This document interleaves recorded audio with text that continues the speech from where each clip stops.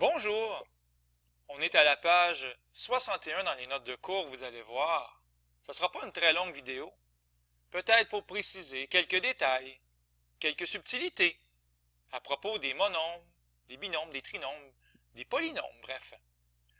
Alors, il paraît que soustraire un terme revient à additionner son... Pensez-y bien. Ici, c'est écrit xy3 moins 2z2 moins 7. Il y a beaucoup de moins, comme dans le mot soustraire. Et c'est peut-être un peu perturbant parce que on avait plus présenté dernièrement qu'un polynôme, c'était une suite de monombres séparés par des plus, c'était une somme de monombres. Et là, on ne voit pas des sommes, on voit des soustractions. Mais est-ce que c'est vraiment un gros drame? Bien sûr que non. Alors, soustraire un terme, bien sûr, revient à additionner son opposé, tout simplement. Donc, au lieu de voir des soustractions, on peut davantage voir une somme ou des sommes de petits monombres, les uns à la suite des autres, comme des petits wagons. Je vais y revenir dans quelques secondes, peut-être juste un léger rappel. XY3, je vous rappelle que XY3, on doit jamais oublier que c'est la même chose que X fois Y, fois Y, fois Y. Voilà, XY à la 3. Évidemment, on va préférer cette version-là, beaucoup plus noble. Alors, on revient au principe d'additionner l'opposé. Qu'est-ce qu'on peut voir ici? C'est écrit 1x1, y3. 1x1, y3, c'est la même chose qu'ici. Bien sûr que oui. C'est juste qu'ici, on a rajouté le coefficient fantôme 1. Pourquoi fantôme? Parce qu'il est là ici. Il est là une fois, le fameux xy3, donc j'écris une fois. Mais on n'a pas besoin de l'écrire, donc c'est plus un coefficient que j'appelle fantôme. Et même ici, il y a un autre fantôme, c'est l'exposant 1, x à la 1. X, il est là une fois. Par opposition à y, lui, il est là 3 fois, y fois y fois y. Donc, dans le fond, c'est pour ça qu'ici, on a mis le petit 1. Encore une fois, c'est pas nécessaire et même pas vraiment souhaité de le mettre. Et là, qu'est-ce qui se passe ensuite? C'était écrit moins 2z2. Alors, on a changé le moins pour un plus à condition d'écrire moins 2z2 ici. Et on voit plus, on voit davantage, on voit mieux que le coefficient ici, c'est bien moins 2. Alors, si je vous demande quel est le coefficient et que c'est écrit de cette façon-là, ne répondez pas 2, ça serait une mauvaise réponse. Il faut répondre moins 2. Parce que c'est lorsqu'on a des sommes qu'on voit mieux. Finalement, au lieu d'écrire moins 7, j'ai écrit plus moins 7. Alors, c'est peut-être l'heure de faire apparaître quelques mots bien célèbres et connus. Donc, on a les coefficients 1 et moins 2.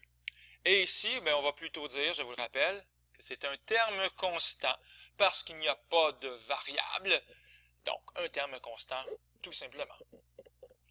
Et on va réaliser ici, donc, qu'on a un fameux trinôme de degré 4. Pourquoi déjà de degré 4?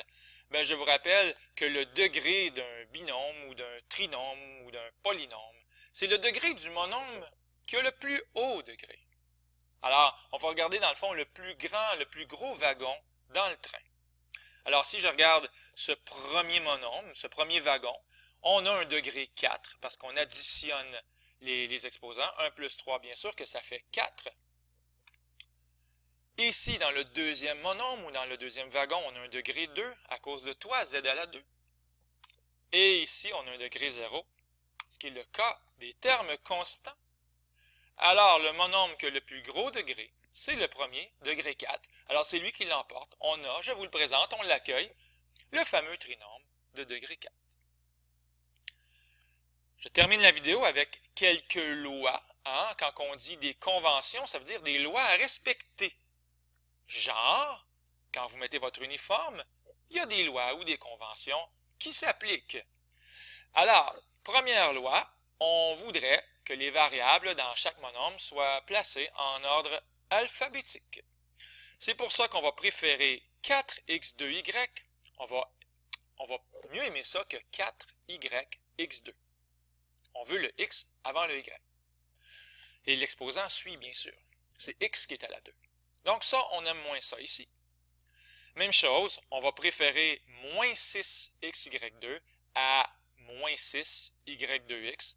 Encore une fois, les lettres en ordre alphabétique. Ça, c'était la première règle.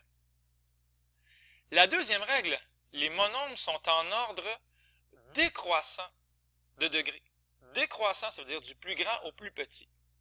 Alors, si on regarde ici, on a un polynôme, il y a 4 termes, et c'est un polynôme avec une seule variable. D'ailleurs, c'est toujours le x qui se répète.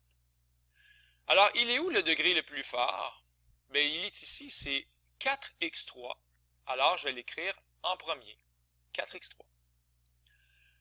Moins 8x2, on amène le moins, hein, parce que c'est la même chose que plus moins 8x2. Alors, on amène le coefficient moins 8, moins 8x2, on l'écrit tel quel.